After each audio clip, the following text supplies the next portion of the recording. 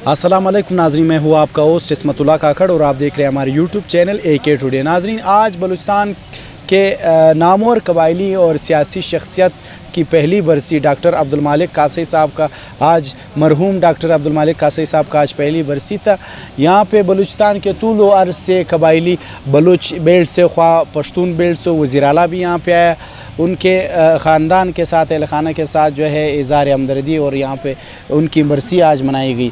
हमारे साथ गुलिस्तान से ताल्लुक़ रखने वाले कबायली रहनुमा अजी शकूर खान गबीज़ई साहब बैठे हैं, इनसे बातचीत करते।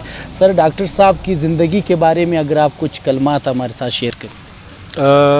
बिस्मिल्लाहिर्रहमानिर्रहीम।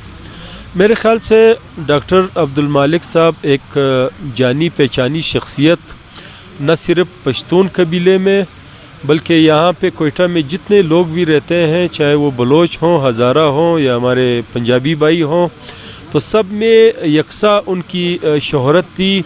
डॉक्टर साहब के बारे में मेरे ख़्याल से जहाँ तक मुझे मेरी मालूमात है, उनकी शख्सियत के दो पहलू मैं आपके सामने रखूँगा।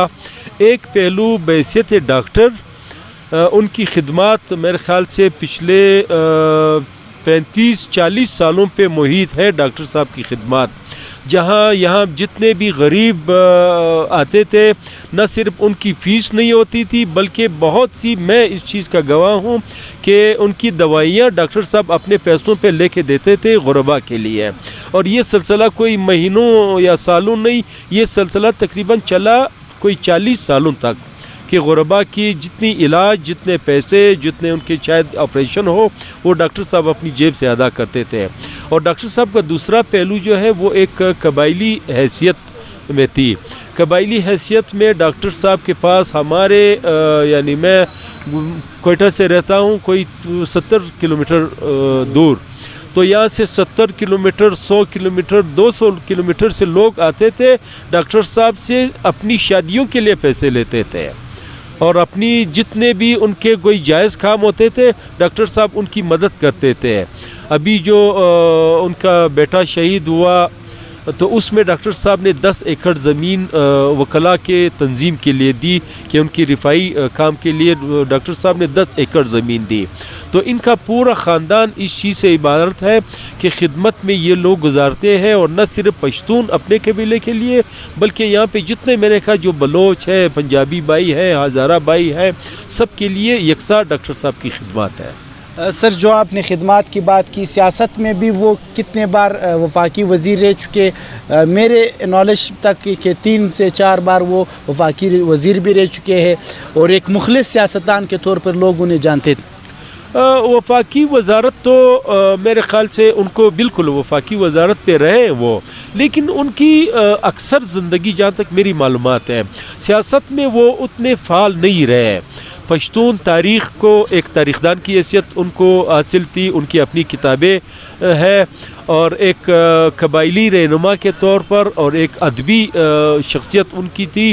लेकिन सियासत को उन्होंने ज़्यादा टाइम, इसलिए पहले सियासत में थे लेकिन बाद में आजकल हमारी सियासत जिस तरह की हो गई है, डॉक्टर साहब का मिजाज आजकल की सियासत के मुताबिक बिल्कुल भी नहीं था।